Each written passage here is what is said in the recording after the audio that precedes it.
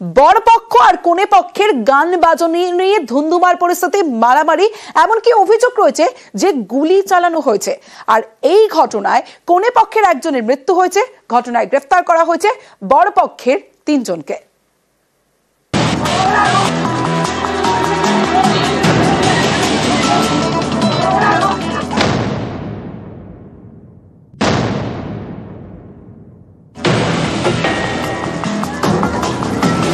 বিয়ে বাড়িতে তুলকালাম, পাত্রপক্ষ এবং কনে পক্ষের মধ্যে ধুন্ধুমার, গুলিও চলে বলে অভিযোগ। প্রাণ গিয়েছে কনে পক্ষের একজনের।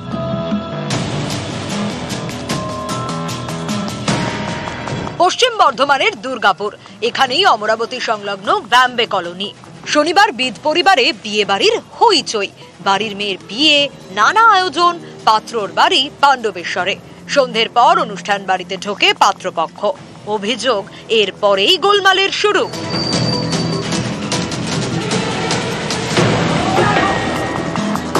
পছন্দের গান চালানো নিয়ে শুরু হয় বচসা। অভিযোগ, গান বদলাতে বলে পাত্রপক্ষ। কনে পক্ষ তাতে রাজি হয়নি। এ নিয়ে শুরু হয় মারপিট, চলে ভাঙচুর। পাত্রপক্ষ গুলিও চালায় বলে অভিযোগ। ঝামেলাটা হচ্ছিল, আমরা ছাড়ছিলাম সবাই মিলে, মানছিল না, আর করছিল না। ঝামেলা করতে করতে জিনিসটা হয়েছে। বলছে নাকি গুলি করে মেরে দিয়েছে বোর পক্ষে। হ্যাঁ, তার বাবাকে ধরেছে। আমরা চাইছি তাদের শাস্তি হোক, সাজা হোক। একদম ডাইরেক্ট রিভলভার সাথে একদম মেরে দিয়েছে। আর যখন ওকে রিভলভার মেরেছে, আমাদের লোকগুলো যখন এসছে গুলি করে এসছে। যে মেরেছে ওর নাম হচ্ছে টকলু। গান নিয়ে গন্ডগোল হয়েছে। ওদের ফাঁসি চাই না, জীবন যেমন সাজাই চাই।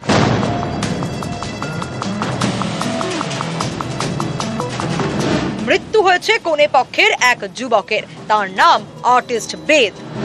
পুলিশের দাবি, তার দেহে ধারালো অস্ত্রের আঘাতের চিহ্ন মিলেছে।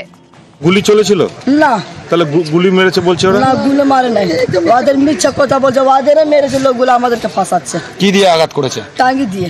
শুরু হয়েছিল কি নিয়ে? নাচ গান নিয়ে? নাচ গান নিয়ে শুরু হয়েছে। আর ওদের মদ খেয়েছিল, আমাদের মদ কিছু খায়নি।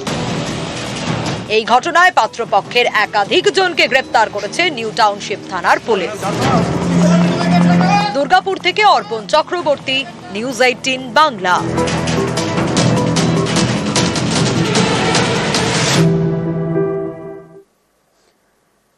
আমার বাংলায় আসছি পরের খবরে। বিজেপি করার অপরাধে মহিলা শ্রীলতাহানি। পশ্চিম মেদিনীপুরের নারায়ণগড়ের ঘটনায় রীতিমতো চাঞ্চল্য। নারায়ণগড়ে মহিলাকে পার্টি অফিসে ডেকে শ্রীলতাহানির অভিযোগ অঞ্চল সভাপতির।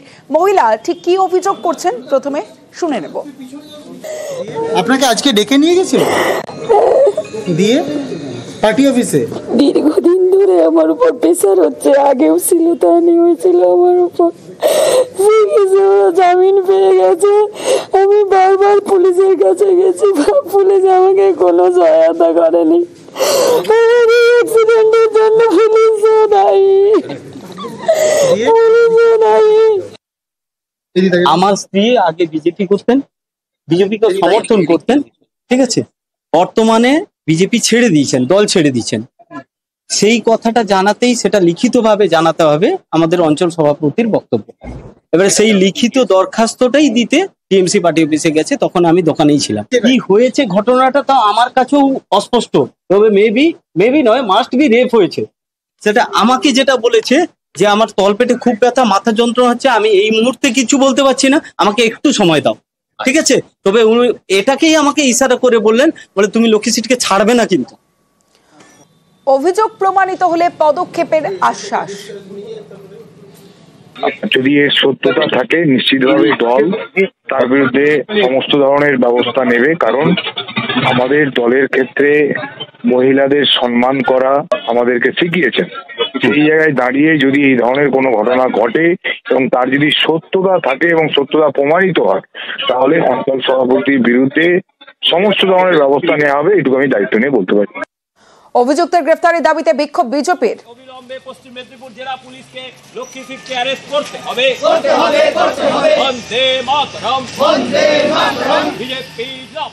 নিয়ে গোলমালের জন্য ভদ্রমহিলাকে তৃণমূল প্রস্তাব দিয়েছিল, আপনি রাজনীতি থেকে সরে যান, তাহলে আমরা আপনার সমস্ত সমস্যার সমাধান করে দেব।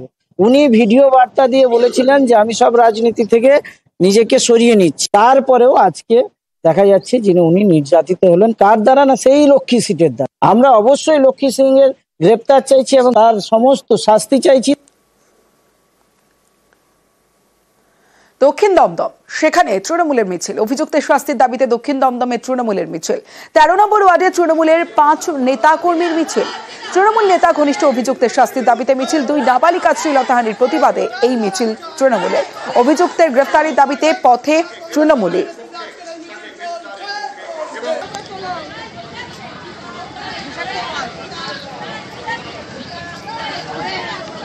এই যে মানুষ সংগঠিত হচ্ছে, এটা কিন্তু এদের বিরুদ্ধে সংগঠিত হচ্ছে। আর 13 নম্বর ওয়ার্ডে একটা ঘটনা ঘটলো না, 13 নম্বর ওয়ার্ডে কয়েকদিনের মধ্যে এই দুষ্কৃতীরাই পরপর ঘটনা ঘটালো। পুলিশের উপরে আমাদের আস্থা আছে, কিন্তু মানুষ যখন আমাদের প্রশ্ন করে, আমাদের তো পুলিশের কাছে গিয়ে বলতেই হবে যে 2-1 দিনের মধ্যে কেন অ্যারেস্ট হবে না।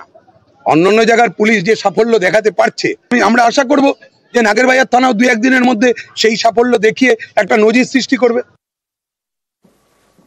কল্যাণ রাজীব সাক্ষাৎ। শ্রীরামপুরের সাংসদ কল্যাণ বন্দ্যোপাধ্যায়ের বাড়িতে গিয়ে দেখা করলেন রাজীব বন্দ্যোপাধ্যায়, ছিলেন প্রবীর ঘোষালও।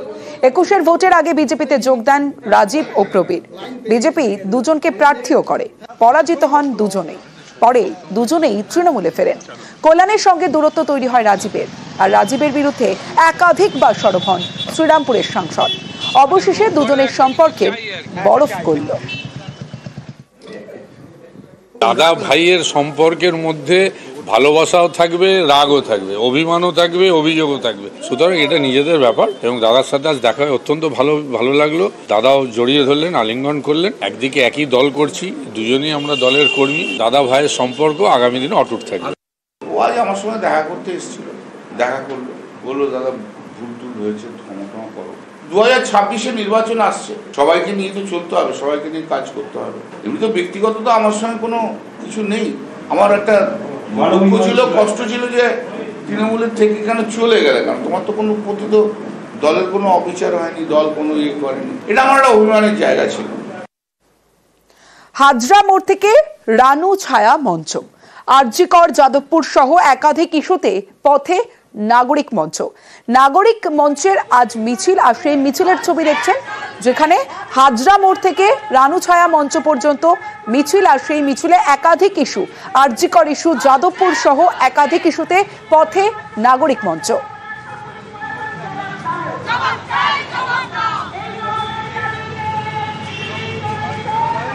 শিক্ষাঙ্গনে আগের যিনি মন্ত্রী ছিলেন, শিক্ষামন্ত্রী, তিনি যেভাবে যোগ্যদের বঞ্চিত করে, যেভাবে তাদের পদগুলো কেনা বেচা হয়েছে টাকার বিনিময়ে, তাই তিনি জেলে রয়েছেন। আবার নতুন যিনি মন্ত্রী, তার যা প্রবণতা, সেই প্রবণতা ছাত্র সমাজের ওপরে একটা বড় ধাক্কা দিচ্ছে। অভয়ার বিচার এখনো অধরা, প্রকৃত খুনিকে বা কতজন তা আমরা এখনো জানি না। এই দুটো দাবিকেই আমরা মাথায় রেখে, তার কারণ হচ্ছে আজ 9 তারিখ, অভয়ার মৃত্যুর 7 মাস পূর্ণ হয়ে যাচ্ছে। এই অথচ প্রশ্নগুলো এখনো আমরা উত্তর পাইনি। এই দাবিগুলো নিয়ে আমরা রাস্তায় আছি। বিশ্রীভাবে মানুষের সামনে প্রমাণিত হবে যে কি ধরনের অগণতান্ত্রিক কাজকর্ম এরা করেছেন। আমি মনে করি সম্পূর্ণ অনভিপ্রেত এই ঘটনা, যাদবপুরের ঘটনা।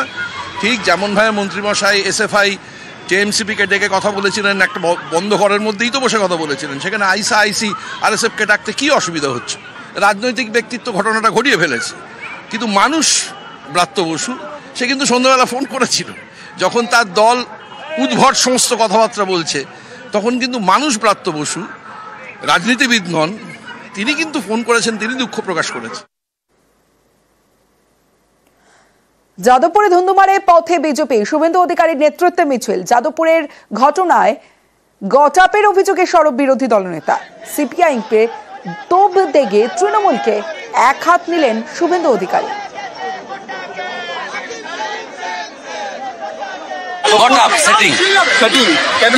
মন্ত্রী কর্মসূচি করতে আসবেন কেন? 1 নম্বর, কর্মসূচি যদি করতে আসেন পুলিশের ব্যবস্থা থাকবে না কেন? ফুল সেটিং, হিন্দু ভোট ভাগার জন্য সিপিএমকে নামিয়েছে। 12টা লোকসভা সিট জিতেছে হিন্দু ভোট জিতে। শুভেন্দুকে জবাব দিয়েছেন কুণাল ঘোষ। বিজেপির ভোটের ঝুলি ভরেছে সিপিআইএম এর ভোটে, পাল্টা তো কুণাল ঘোষের।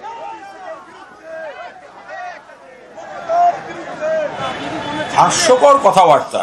বিজেপির এই রাজ্যে যেটুকু ভোট বেড়ে আছে, যে কটি আসন বেড়েছে, সেটা কিন্তু বামেদের ভোট থেকেই বেড়েছে। শুভেন্দুবাবুর বিজেপিটা তো দাঁড়িয়েই আছে সিপিএম এর ভোট ব্যাংকের উপর। সিপিএম যদি নিজেদের ভোট ব্যাংকটা ধরে রাখতে পারে তাহলে তো বিজেপিটাই থাকবে না।